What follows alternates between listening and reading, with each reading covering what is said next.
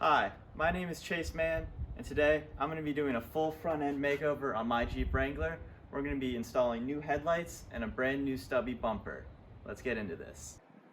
So the first step is going to be to take off the entire front grille, take off the grommets for the headlights, and then start taking apart the bumper. There's going to be about 3 bolts on each side holding it in on the left and right.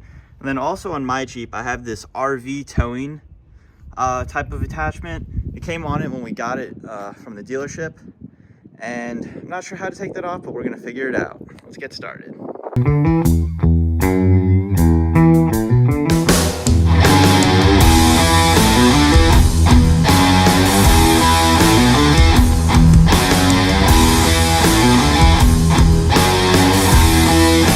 So now that we have the whole front grille off and we're starting to take out the headlights, one thing that is going to be a pain is undoing the wiring from the previous headlights I had installed.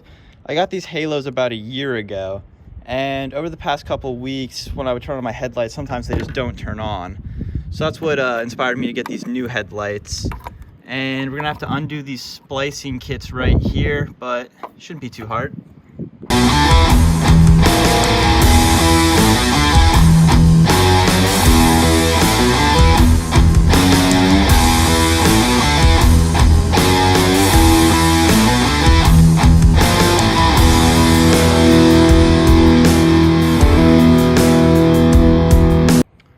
So now we have both headlights completely taken off. I am gonna wait and do the headlights last because I really do not want to scratch them or damage them when we're putting on the bumper, because that's gonna be a lot of moving pieces, and God forbid I bump into them and scratch them before I even get to use them. So let's get started on the bumper.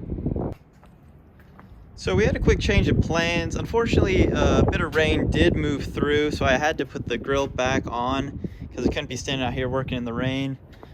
I started wrenching and working on the 3 bolts to take off the RV hitch, but we were completely unsuccessful. I even got my neighbor over who had an impact driver, still couldn't get it off. So we're gonna have to visit that tomorrow. I'm just gonna do a change of plans and start putting in the headlights now.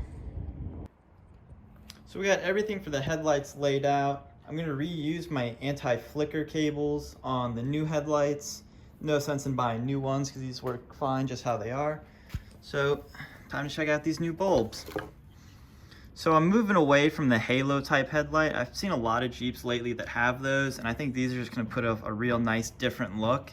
Go with the 13 bulbs in the middle, and then on the top and bottom you have a light bar, which is going to be for the daytime runnings and the blinkers, and I think these look really sharp.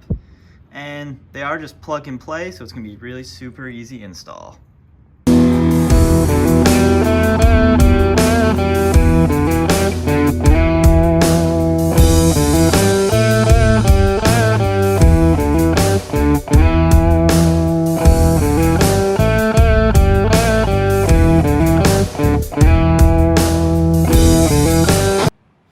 So we have both headlights fully installed now on the driver and passenger side.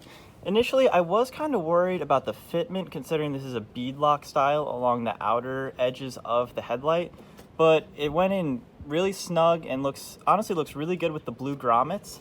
And this is going to look different than every other Jeep driving down the road. Everyone nowadays has the halos, and I think this is really going to set it apart. Let's get the grill back on and see what it looks like put together. So we got them all put back together, turned on. I gotta say, these things look absolutely great. They're a perfect level of brightness, and I just did the calibration test. Make sure they're completely level, not rising up too high, and they're not gonna blind people when we drive down the road. I really love the look of the daytime runnings on the top and bottom around those center bulbs. Just gives it a really great look.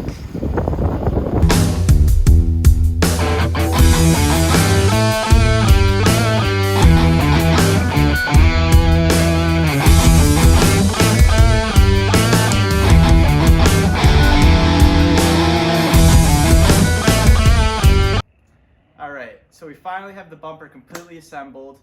Didn't take too long to put it on and put it together. The biggest thing that was a challenge was removing that RV hitch attachment, but now it's time to see what our work paid off to. Got the full stubby bumper installed, got the shackles painted blue, new headlights in. I gotta say, this looks absolutely amazing. It's a totally new look for it and completely new front end. So to take off the RV attachment, we could not get the bolts off. So what we ended up doing was taking a Sawzall, chopping it right off, touched it up with some Rust-Oleum. Can't even tell it was ever there. That's gonna call it a wrap for today's video. I hope everyone enjoyed, and let me know any suggestions down in the comments. See y'all in the next one.